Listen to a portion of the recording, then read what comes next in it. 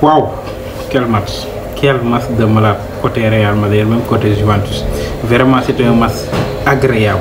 Ni on a coup du monde des clubs non, vraiment là, arrêtez-le. Non, il faut arrêter parce que là, c'est du n'importe quoi en ce moment.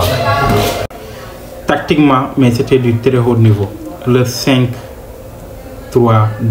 en phase défensive du Real Madrid. Le 5-4-1 en phase défensive de la Juventus. Non, c'est du pain béni. Les gars, match bien trop. Mais le Real Madrid, le jeu du Real Madrid, le pressing du Real Madrid. Non, gars, vraiment, je suis content de voir mon équipe jouer. Je suis content de voir mon équipe faire du pressing. Je suis content de voir mon équipe sortir le ballon, mais d'une manière... Non. Real Madrid, il y a comme tout le match. Il y a comme tout le match. Si nous avons bal bi dañuy tourner jéem a chercher les espaces bu ñu ko amul delluwaat ci ginnaaw defaraat ba mu baax tey Juventus a eu des occasions mais Real Madrid je pense que est-ce que matul sax 20 tirs tey ci match bi 20 tirs peut-être wala plus de 20 tirs et ils en ont cadré beaucoup quand même beaucoup de tirs cadrés tey je pense que Grigorio bu nekkoon ci camp yi Juventus peut en prendre 5 je vous dis le beau jeu du Real Madrid les gars. Mon équipe Xabi Alonso merci beaucoup lii leen soxla woon ci Real lii leen bëggoon di gis ak Real Madrid ce beau jeu sortie de balle propre possession de balle transition rapide il y a tout dans le jeu du Real Madrid tout le temps on cherche les espaces tout le temps on cherche à casser les lignes un Oysen qui le fait parfaitement un défense central boo xamante ni bu defee benn passe day casser carrément premier rideau défensif adversaire. Le but de Gonzalo Garcia, il a marqué son empreinte.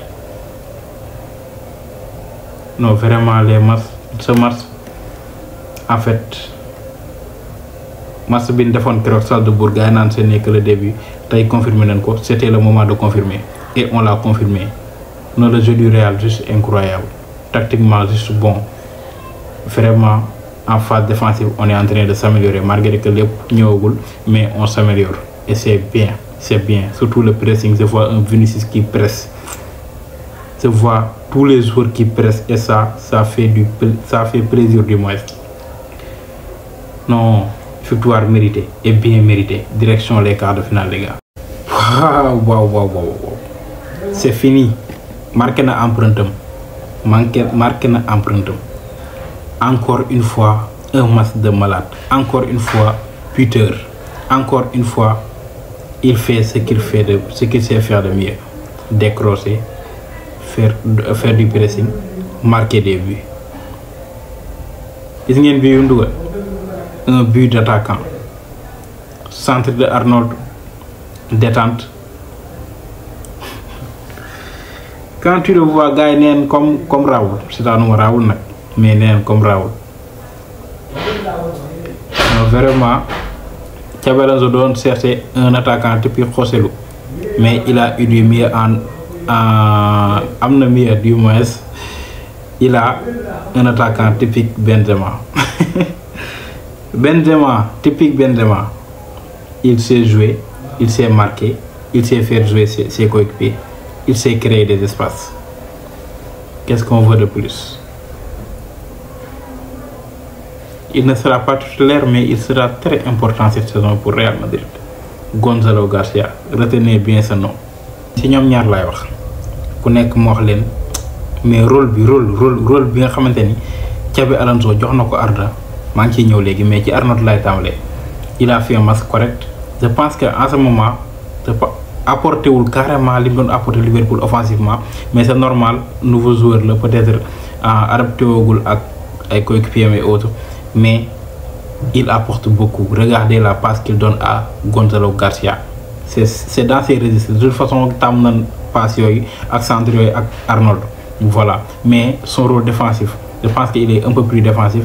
Mais il progresse défensivement. Donc ça fait plaisir. Il a fait un match correct. Arda Güler. Les gars, Arda Güler. Tout le monde pensait que il jouer un 10, un numéro 10, un meneur de jeu. Mais il est un meneur de jeu reculé.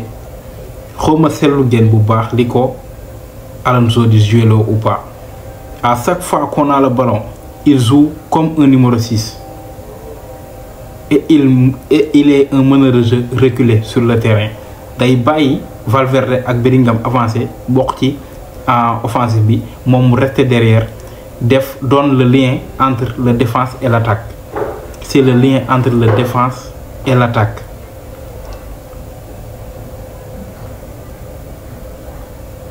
Non, incroyable. Il est le lien, moom mooy lien wu défense bi ak attaque bi moom mooy relier moom lañuy jox bal bi mooy ñëw chercher ji bal bi récupérer ko distribuer le jeu, temporiser quand il faut, accélérer quand il faut. C'est le lien. Non, vraiment di ko kii di utiliser nii. Non, incroyable parce que il a une qualité de jeu incroyable, il a une vision de jeu incroyable. Donc il a fait un meneur de jeu reculé. Et il a encore sorti une masterclass incroyable. Mais vraiment, Xabi Alonso, je l'aime. Il est en train de donner chacun un rôle bien précis. Hier, je vais parler des trois. Le match de Bellingham, peut-être surtout en première période, on ne l'a pas beaucoup vu. Il a fait juste quelques fulgurances. Je pense qu'il a été moins visible en fait. Je ne vais pas dire moins bon parce que Migron a fait effort et tout, mais il a été moins visible que les autres. Mais le match de Valverde, bon, yéen gars yi est-ce que xam ngeen ne Valverde dafa gën technique. Valverde est en train d'être un joueur technique, plus technique qu'on le connaissait, les gars. Il est en train d'évoluer techniquement. Gis ngeen ses prises de balle, ses contrôles, ses dépassements de fonction. Tout le temps, il se retrouve dans la surface. Et aujourd'hui, il a presque marqué en fait, mais Grigorio aujourd'hui il a été incroyable. Mais Valverde, non, vraiment il est en train de progresser, les gars, surtout techniquement. Attention, Dino Oysen moom yaakaar naa chaque match bu jeexee nan noo def ci moom vidéo ndax kii le gars non njool mi benn affaire la. Njool mi instance technique bi am ni ma leen ko waxee, c'est le défenseur qui arrive à casser des lignes seulement ci benn passe. Sur une seule passe, il est capable d'éliminer le premier rideau défensif de l'adversaire. Lui, Oysen, est techniquement trop à l'aise. Défensivement, il a été bon. Offensivement, je vais dire offensivement parce qu'il a été tout. Xool leen bal bi mu dóor en plus. Je pense que ci action boobu lañ dugalee. Non, le gars il est fort. Il est fort. En fait, les gars, on n'est pas trop arrogant. Madrid, non, arrogant ou quoi. Parce que ces genres de joueurs, tu l'as dans ton équipe. Mais, lu la neex ngay wax. Non, quel homme. Man sama interrogation ci kii la woon. Comment on va faire pour intégrer kii di Arda Güler au milieu de terrain? Nan la ñuy def ba génne kenn ci milieu de terrain bi? Et moi, mon choix s'est porté sur Tchouaméni.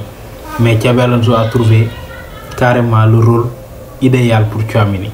Parce que ñëpp xam na ni Tchouaméni, il n'est pas trop bon techniquement. Waxuñu amul technique, mais il n'est pas trop fort. Ci style bi mu gën a mëne mooy défensivement. Et Xabi Alonso a trouvé le poste idéal pour lui parce que il est plus défensif ci terrain bi parce que da ko teg entre les c'est-à-dire trois défenseurs moom mooy nekk le l'axe central. bu ñu yoree bal bi mu avancé dugg ci milieu de terrain bi jouer son rôle de milieu de terrain sentinelle. bu ñu yorul bal bi mu delluwaat ci rôle trois défenseurs ak central et il le fait à merveille. En fait, Xabi Alonso a trouvé carrément le rôle de Tchouaméni, le rôle idéal parce que da ko mettre ci ay registre bi mu gën a mëne muy défensivement. Et il nous sort des matchs de malade. Match bi passé incroyable, match tay bi aussi exceptionnel. Rien à dire, défensivement bon, il occupe carrément son rôle. Carrément. Et big up à Xabi Alonso encore pour ce trouvaille en fait. Le poste idéal pour Tchouaméni et le poste idéal pour mener mettre Arda Güler au milieu de terrain, il l'a trouvé. Reculer Tchouaméni, mais mettre Arda Güler au milieu de terrain, c'était calé. Deux joueurs de la Juventus m'ont impressionné aujourd'hui, même trois. L'un, il est là le gardien tey bu woon moom Juventus mën na jël 5. Combien d'arrêts il a fait aujourd'hui? Combien d'arrêts? 10 ou quoi? Non, tey il a été incroyable. Loo dóor mun la baaxu sur sa ligne exceptionnelle. Vraiment qui dafa mat gardien. Grégorio top match. Khéphren Thuram. Mais quel joueur. Mais au milieu de terrain, il n'y a que lui qui a existé aujourd'hui. Dans les sorties de balle, les dribbles. En autre l'aspect offensif. Non, vraiment, il a fait un match de malade. Malgré que ñàkk nañ mais c'était le meilleur milieu de terrain, le meilleur joueur ak Grégorio côté Juventus. Et j'oublie pas Yildiz. Canal Yildiz mooy troisième joueur bi, il a fait un match aussi intéressant sur son côté. Mais vraiment Khéphren Thuram masterclass.